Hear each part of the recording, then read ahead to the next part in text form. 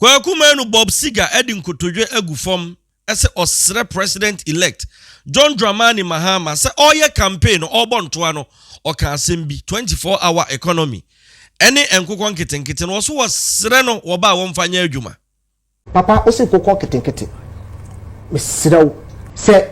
24-hour adwuma no betima ya adwuma dia eye nyuma nkoko ye betima biebie na enu betimi aboa ema economy ni nso etimi agina ose sansam na okan no etise MPP policy bia wonom de ba mre bia no omse one district one factory ose se nkom de ya adwuma enkenya ni se ne akwa ebibia onto osre President John Dramani Mahama so osre na wo ba wonfanya adwuma na do ba power what the policy ba na case of focus na ko ja bibia eye one district one factory and went me amem Ghana for se committee warm o kan semwe wa abra na o kasa abato ne se de esi bi ko wa santemem no o se eduru mre bi na o kasa bi kura awade bi ne ye ne apon because se de esi bi sanlai wa santemem ha to aba na o se afia abato no wanhunu ne sa na o se arehosem ene se de enti ama sabe asantemem ankofo bebre na mpia nkoto aba no yewra otumfo sore o se Konfanochi teaching hospital nya santefo nko ane ko ho isirimfo ba ye de bonofo ba chese emergency free baby ane ye de aba otumfo esore se da bi eduru bre bi wo se misiesie Konfanochi emo no ankasa tu ni botom yisika ni bi de to ase e ka se da bi ba Akuffo nsanso nyame ani kata enu nti menko ofomra meboa me Kwaku Manu se wotumfo yesa na MPs dodo sen na wa santemem ha nenso wo se MPs makoma ko 7 pe ene show up ebeboa wotumfo wo se asefem na eno ne ma asantemem ye to abana MPP enya less vote e wa ha sei Bob Siga kan sem bebre yanko ne yankotie minim papa ya no wata cheche ahemfosemi ewo do domani MP me fidi kakra me din minim se wonya ne seat na lawyer nana lawyer no obibo wonya ne seat na ono contest da okay ne ya hwade bo former deputy pato muntin komo ya yedi o na me kasa kire badwemba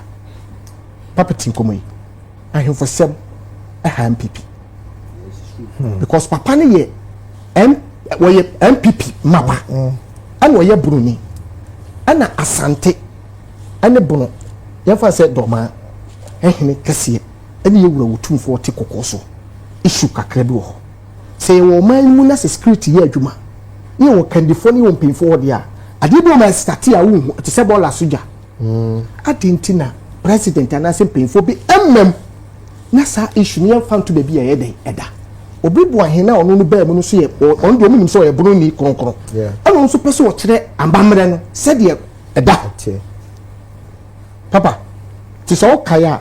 abro nye ebe kanfo se asante de sesese amo kodoma program bi o chia wo hene no hema ne mane bu kutudwe saade we ya de bia me nam eye ewo ho asasam bi anka kopem se yewura wotumfo ko tachiman etwemo tachima yie ama ye de abro ko bokem ho na party bi mu nipa be kase eya ndisi fo na asoma se ye nkototo abo enti ye betimi aka asemo ne ye nka ne dadada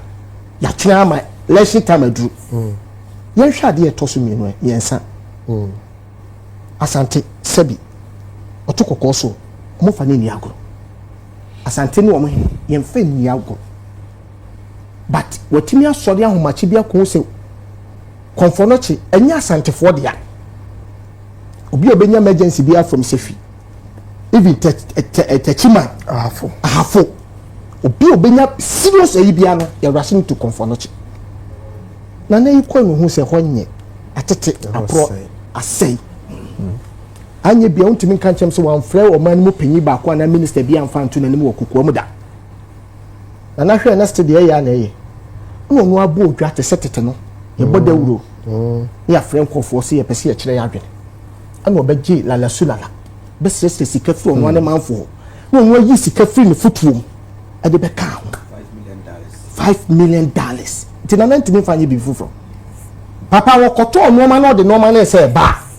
yɛsi yɛ keep no airport na asante for say bi omo ya danko dada do oba ye be badge so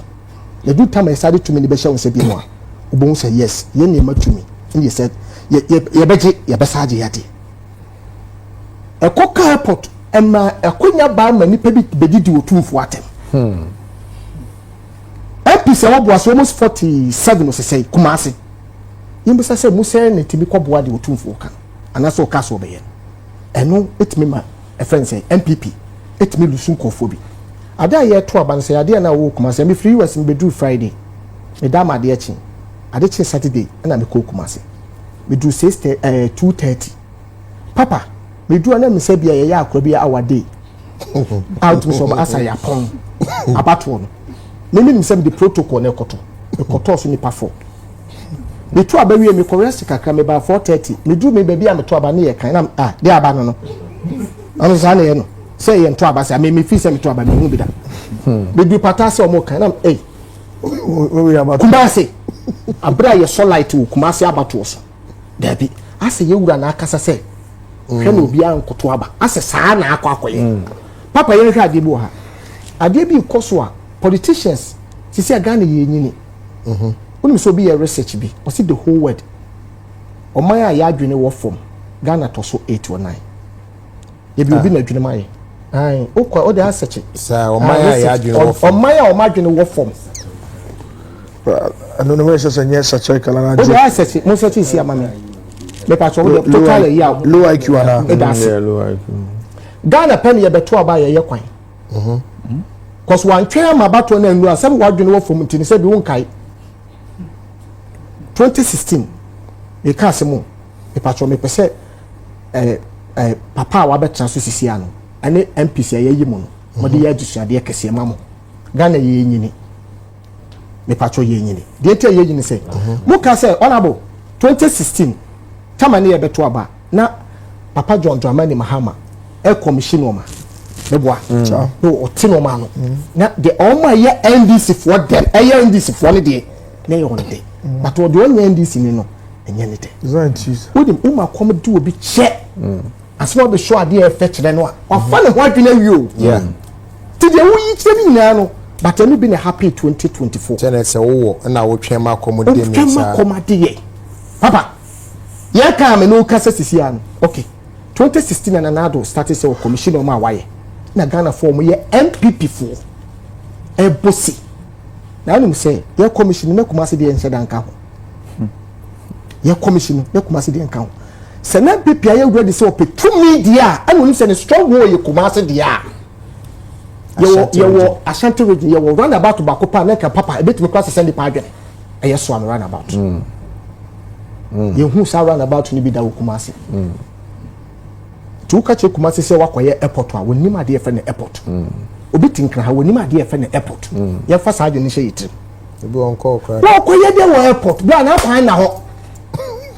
de bi kese me kasa che ba dwemba de a de wo kan na kwan nya de en na ho papa yi na wo ko airport wo ko fa plane ni pa do se na obi ye nkrani mapa bisa se wakokoto kada okoye de na kwan na ho ba so me run about ye kwan kese a obi wo free techi ma ba betima ko ha kohwe yeah anu ne kokejetia wo saa kwan ne kokejetia e kwan kese te no as ne copy offense e fi also e kokro from e kwayaji e fatafo yeah nice ye bon so for 2 years ago 2 years ago ade so the 3 years ne be ye papa ye tiam ne ye commission o ma Kumasi for de e wo hefa e bi ni o kejetia phase 2 kejetia phase 2 ma me form to fence force any no ma no bebre kwa fa ho ma pata o me da se entina ke hia ma se MPP nim se Kumasi a strong word ya come take sa marketing no mo finish it papa no mo say mo ampa mo 2 year ba ya sa ye dey ya ba etu so Ashanti regional bi pia nkoso e wa MPP time entina o man to aba papa obi enu o to aba ba dem esre ni all right now this in na me this no mesre papa John Dramani Mahama say MPP for papa o me de ayi bi by policy bi Ghana ye hia hwe o ma me kutudwo kra me kan che papa me papa me kan ma ye de en we ya ho me sre no aya na du de bia na me ra ho de ti America ne se wo dem fa ne se wo dem nhwehwe ne mu Nana do ba power what the policy ba no na keso focus ne ko ja bibia eye one district one factory eno antimi amem Ghana for se come to war mo Ghana this year fa Libya a form o ye repo ma e mu ni pa sei ye the money be boy dwama o Libya ko Qatar ko Dubai me ma ko sin ayida Kuwait da ko he Ghana for this year yetimi yi bi fla bon san so be perform so Ghana you go do adamo you timber papa o se kokon ketenkete me siraw I know to say one district one factory say 24 hour adwuma no betima ya adwuma dia eye nyuma nkoko yi betima biebie say business people no mo so adwuma ma bie no mo nim adwuma ye no oba bia ba ye create billionaires eti opawo fisika hye wona wonim owa adwuma ni bi dada na yem promote ma adwuma ne nurse wo komi ha papa say papa we opawo kra machine say du bafuo emra wa ye mo ye friends bayire ye dua bro wo baby ye tese baby a eye friends farming when you say tomato so na e bi ni factory ho okay na ni pa ye duma baby esi ye dua beans a enya yetimi the beans gu konkom timi eton sanu mo do so bro also kasache mapenya yi to papa wo ma ne mo bokeke send this ni betimi aya manenye wa bem se MPP ni betimi aya manenye obi ye tu fun so papa tie mesira wo bro ni pa bro kumi ha we say 3 days obi wo ko woni di ene awale for na to kondo awale for na to kondo se en fatin won timi hwe won eti wo konwa o so obi won so a ade no so se bi here for so adwan bi o mudi ntide bi energy no wo so to ade ka wa Kwaku o se sika fon timi wo bebre o pesca owie na Kwame Plus ade to aso se me MPP party na menim so mo be lose because edumre bi no nana adodankwa Akuffo adokoye kenka bi okasa obi ne wo kwan so oka bie oso hwe party kakraka we na chairman ye abronya na chese na ano eden wose obi akọ pension ne nkwa na nyina obi abaye adwuma de aboa o man Ghana eduru se wo kọ pension wose ne pension sika mafa wose won ti bi da into ye sure se sa panyin na okoda fie obema ne nana no mato aba na ma wana Kwame Plus kansem bebre wose MPP omo ankasa ene ko se omo downfall yankuni enkotie Kwame Plus abano omo 20 Dr. Baomi omo tuti Akuffo ado abano omo tuye ni nyina obia to abati Akuffo ado ene na ban boni amamu boni no de ba omo em ha na ene nkofo to abati aye se ohwe Ghana for akomunim wa abatuom me constituency for instance omo ye bibia but na nkofo na ye omo adwen ade omo hwehwe na no no omo hwehwe PC no krade no NDC PC no for instance no ntumi mpi campaign no ntumi ye nipa obebo ano eye Rahel what's a Rahel po eye former MP e won ho ono na ofi ono osimu a ema enyoma movement kakra be mu because there was some level of support for constituency no more that which I say Rahel spiritually no or support you but if you are not a catch with last so yeah you from no this spiritually me and Djka no yeah no you Mahama Djka gidigidi no any peace in so Djka no Djka no omo ya no and Djka no ya no time no mebia yeah but also your bar no politics in a few days I just had to but because also to me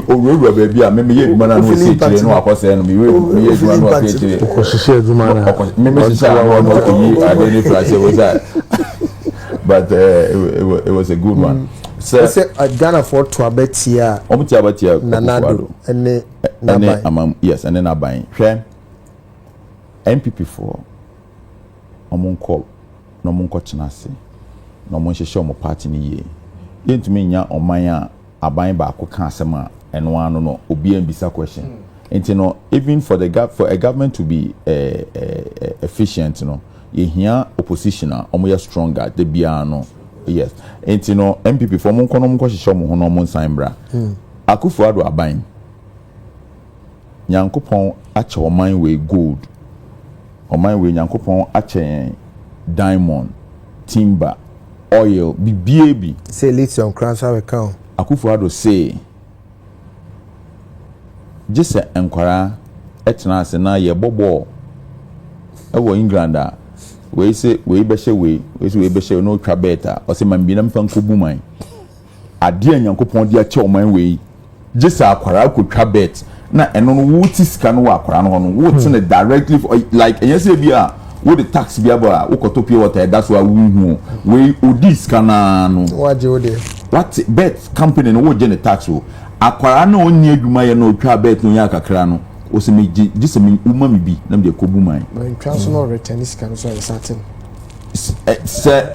when try so this can atoso when try na adwuma sesa on try return is can and so yes ati no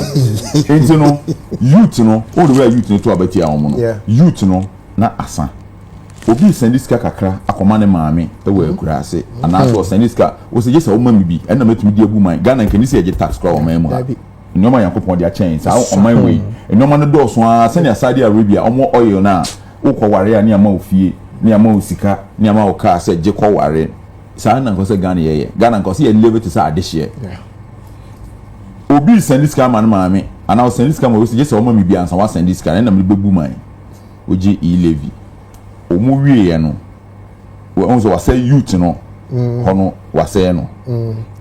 because boy bi o twa bet bi aso wo ge enti youth no hono eno no na dada na emi wan wan MPP4 who did free education coalition 2020 ka de na ulusi e osan de about 2024 enti no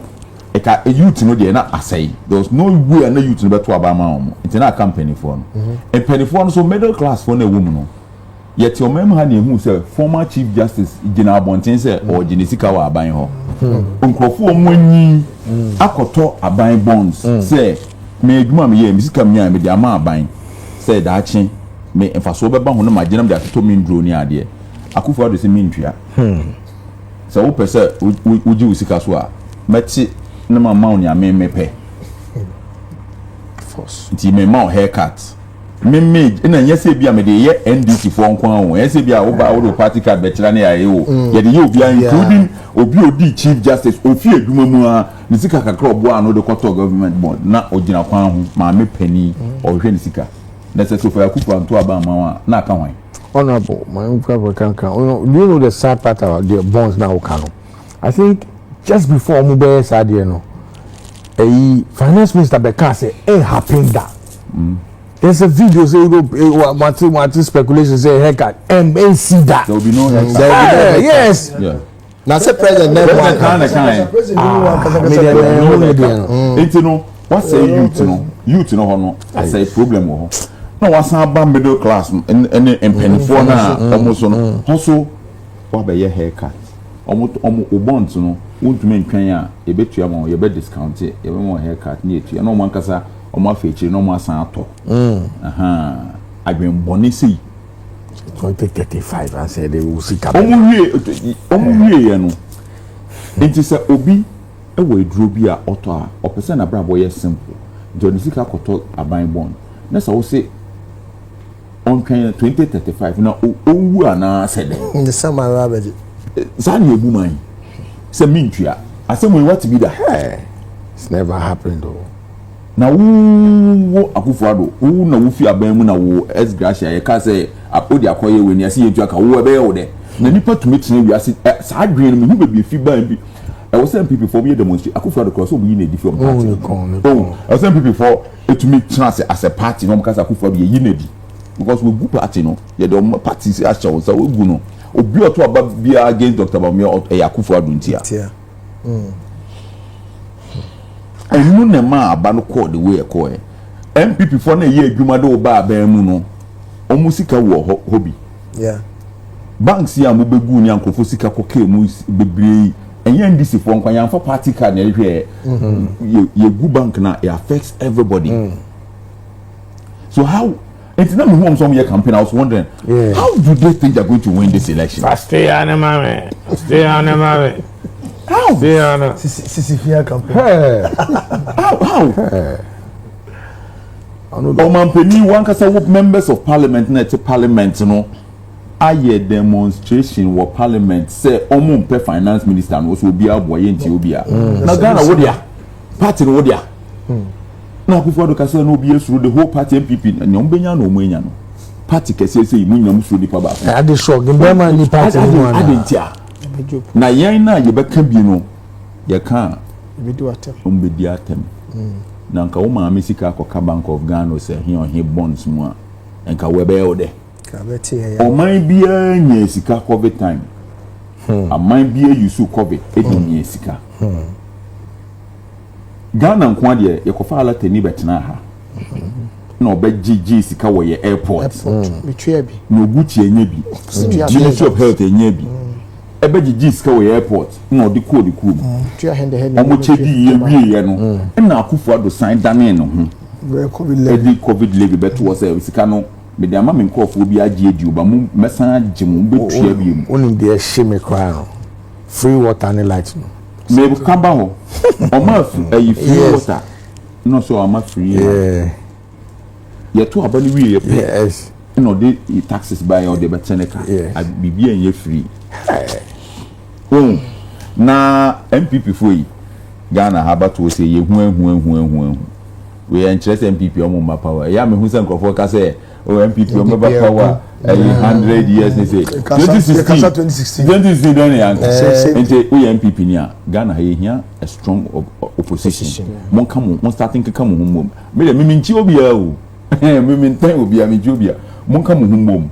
mon reorganize na mon start and prepare mo but mon fa we ensu ade na nya MPP for kra na so mo di we ensu ade NDC we need to about 2028 so omo ye lot omo 50 Ghana for so ma be different internet signal signal we ma NDC ma because so and yen there 180 something no hey 2016 ye to aba na MPP nya ye to 2020 no mo na nkoko mu so na make nti nya omo nya nei Ghana for akire obi a say ye de man wa ye tempera ye beje Baba enya hwio but Mahama betumi make one decision of Baba hono obi anto aba Manu 2028 that's true nkofo be brave hwe obi to say kwesi mintim MP Dr. Pensama hwe obi to say Patrick Buama hwe obi to say you name them Ese usu de wa bibi on de no so mutu on de no say o so mutu on de nkofo no na oni de yan tu na Akuffo de Las Vegas bakra kombetu no the one losing seat here me yapa kojo ponko man and so losing seat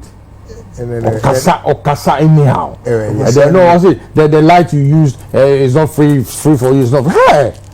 Charlie, no, you see the impudence. No, you see the arrogance which is the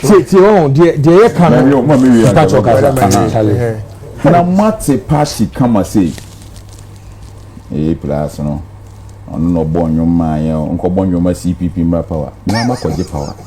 Independent, what's power? As an independent candidate, I walk into a constituency, won the election. I'm sitting here. Some opposition.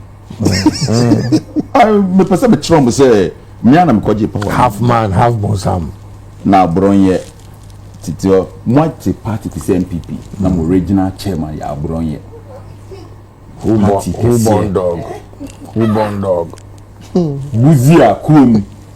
abronye a regional chairman that's a way I personal that be me kan okra a emo ko opposition no omo nyina omo anu adwo o ye be ma o se wetima kasa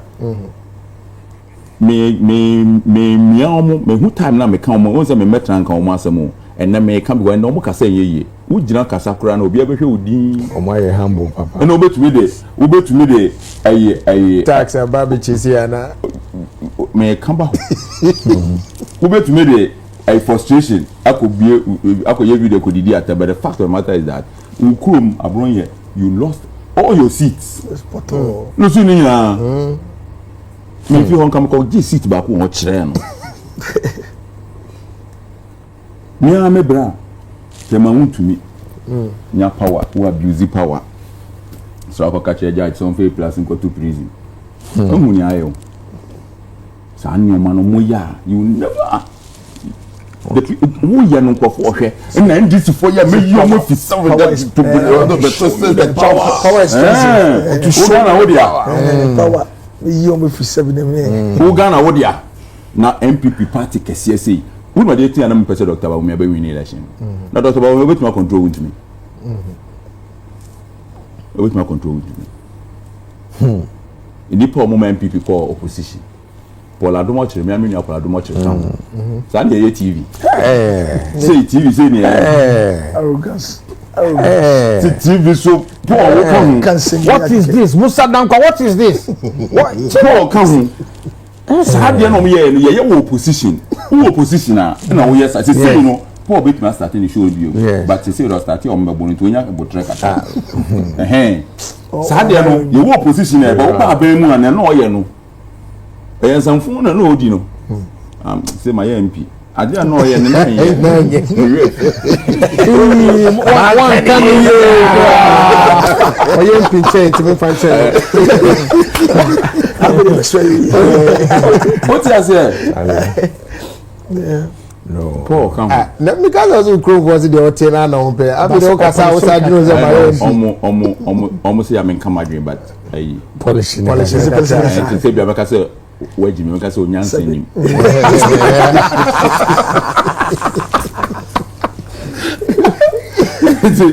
now oh my listen Paul come yeah to us yeah aburo ye kan gabi kan ho muntumi kan ho gabi credit no tweet wa ko tweet Twitter one side Twitter king muntumi kan ho ayi hu anim Morris Ampao say muntumi TV on set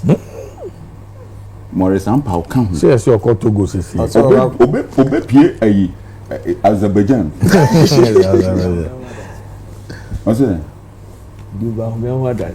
Bawumia. What's it? Bawumia. Fast day Abro ayi friends ayi Morris Ampao e kan ho. Put TV so to send a Ghana wodia. Nipa ba ko a ono so kan ho. Nipa ba ko ono so kan ho. Ala se say no so mu nyina omu di sua ade na omukọ na omoba omu American omu nyina emi nua ho. Even abro ye kra nkofo nim say bi abro ye mene no abro emi nua ho ba me ka akere no. They say, no, I have the bragging right. I'm MP elect for Gumwa Center. straight And you lost.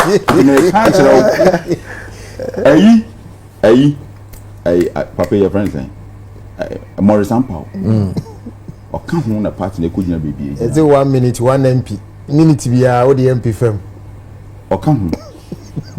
A friend is saying, Miracle. Abuaji. Or come home. We are winning. How? Nya miracle here no. I feel in the time aso. Oh, by defending government. Defending so we say 8 years.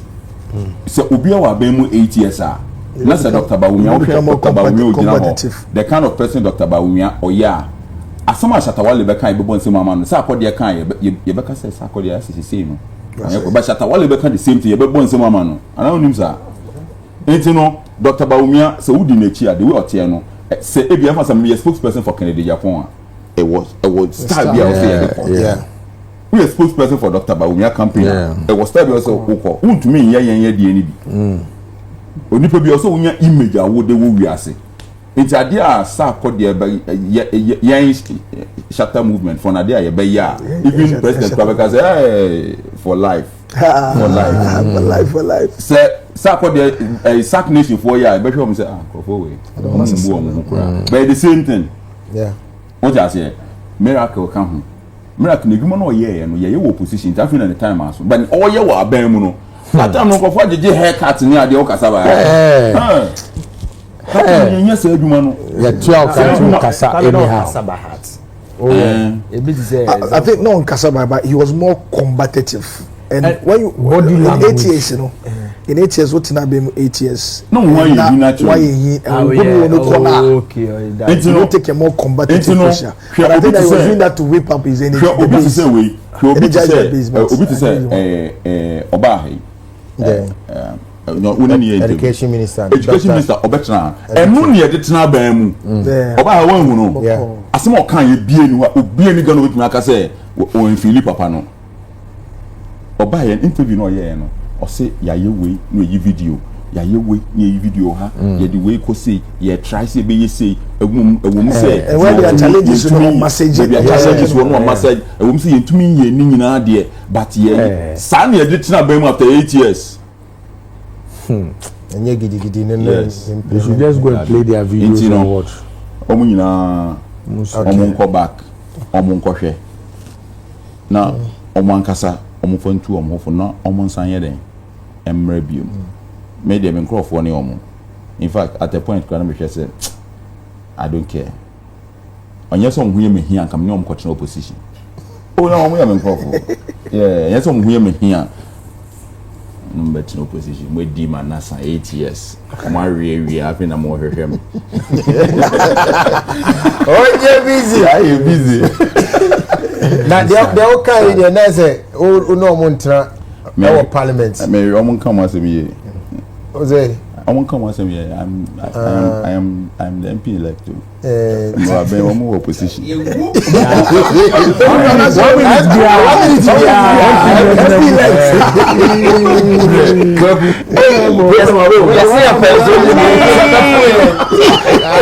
I think the biggest lesson, honorable Moses MBB come asem before abeting on matter opposition side and minority side of parliament. omo nyina bia MPP ni bia madam fo me pe omo nyina me pe omo asem and you know me there honestly all jokes aside I did be able to aban bia abebo man bia me pe Yeah. and me I don't even see myself being in government. Person they be am church you know catch us until like I say Abia Mahama about power. Me mama or friends of my ministry appoint make say me person me minister. Me person they be am church you know who say we koyi you know But say parliament here baby minority and me patch say it's either many minority for a betna no market there by an answer many majority for betna no market size by me medwuma person me and say person make sure say o man no kon 18 pon e no pe me ni obi anya me enemy me ni obi ani asem but say be make sure say ade na ye no e be benefit o man no e no pe Ghana you ba ko pe ne ye wo bi ni ba bia bi okay yeah you know me make a decision on where but I'm sure say by next week Monday to Friday there. Yes. Jupe money transfer be na wo Canada wo USA. Euro baby I will be out send this card ya Ghana. Me pa cho make sure. So be download the application dey ato phone. So download we now send this can abo me promo code DJKA na fashion. Ubo shemu wi a. Ubenya sika kwa the account sika o dey send their brand Ghana so enter capre. Jupe man sign boafo. Hi DJK Nyansa po TV. Subscribe it. Na press the notification button for more uploads. Macrow. Bye bye.